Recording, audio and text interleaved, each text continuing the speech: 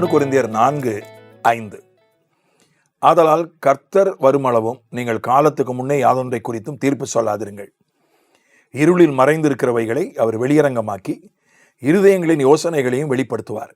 அப்பொழுது அவனுக்குரிய புகழ்ச்சி தேவனால் உண்டாகும். அவனுக்குரிய புகழ்ச்சி தேவனால் உண்டாகும். கர்த்தர் புகழ்ச்சியை தருகிறவர். அவர் நியாயம் தீர்க்க மட்டும்தான் வருகிறார் என்றல்ல.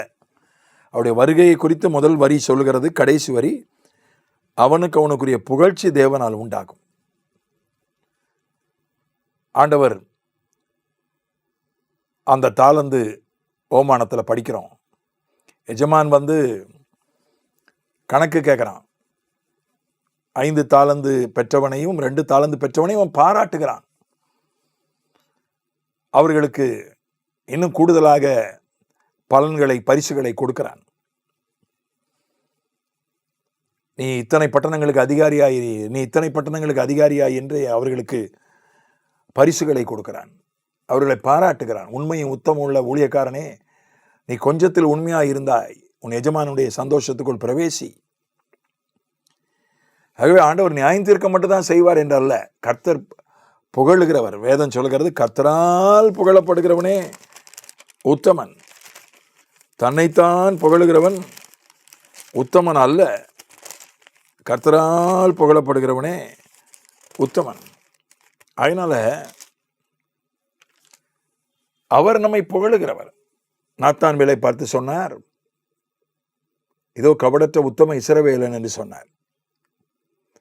100க்கு அதிபதியை பார்த்து சொன்னார், இஸ்ரவேலிலும் இப்படிப்பட்ட விசுவாசத்தை நான் காணவில்லை என்று சொன்னார்.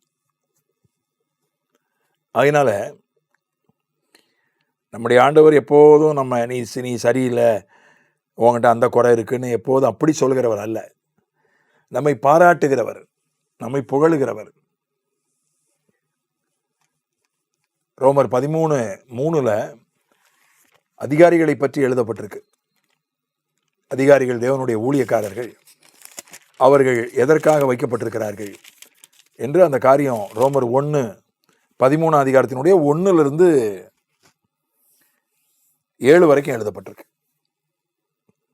அதில் என்ன சொல்லப்பட்டிருக்குன்னா, 3ஆம் வசனத்தினுடைய ரோமர் 13:3 மேலும் அதிகாரிகள் நற்கிரியைகளுக்கல்ல துர்க்கிரியைகளுக்கே பயங்கரமாக இருக்கிறார்கள்.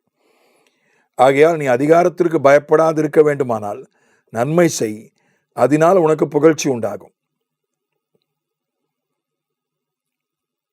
அதிகாரத்திற்கு நீ பயப்படாதிருக்க வேண்டுமானால் நன்மை செய், அதனால் உனக்கு புகழ்ச்சி உண்டாகும்.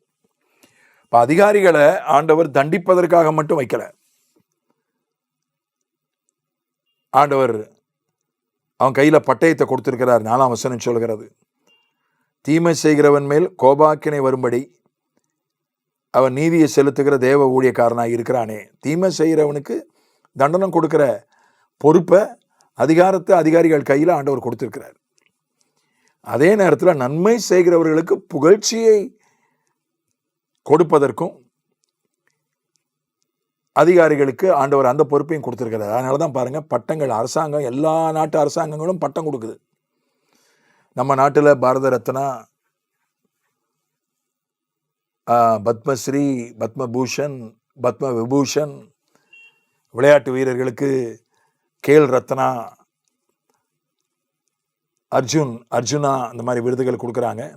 தமிழக அரசு தகைசால் தமிழர், கலைமாமணி, இப்படி விருதுகளெல்லாம் கொடுக்குது. ஆசிரியர்களுக்கு டாக்டர் ராதாகிருஷ்ணன் விருது கொடுக்குறாங்க. இந்த மாதிரி நிறைய விருது அரசாங்கங்கள் கொடுக்கறது. இராணுவ வீரர்களுக்கு பரம்வீர் சக்ரா விருது கொடுக்குறாங்க. காவல்துறையில் இருக்கிறவர்களுக்கு முதலமைச்சர் விருது, குடியரசுத் தலைவர் விருது, இதெல்லாம் கொடுக்குறாங்க. அதனால நன்மை செய்கிறவர்களுக்கு புகழ்ச்சியை கொடுப்பதும் அதிகாரிகளுடைய ஒரு பொறுப்பாக, அதிகாரிகள் மூலமாய் கர்த்தர் அதை செய்கிறார். ஆகினால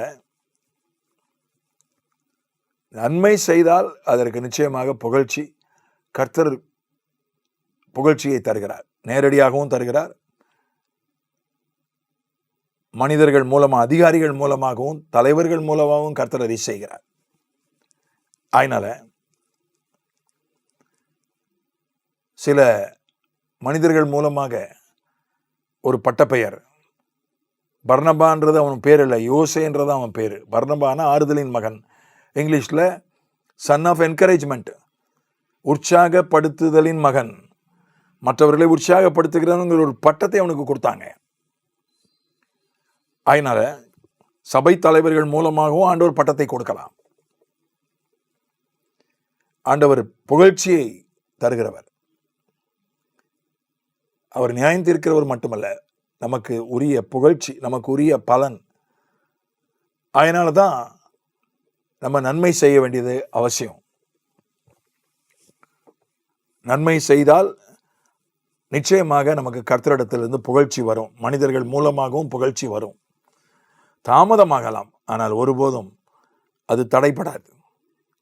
நன்மை செய்வோம், தேவனுடைய புகழ்ச்சியை பெற்றுக்கொள்வோம். தேவனால் புகழப்படுகிறவனே உத்தமன். ஆமென்.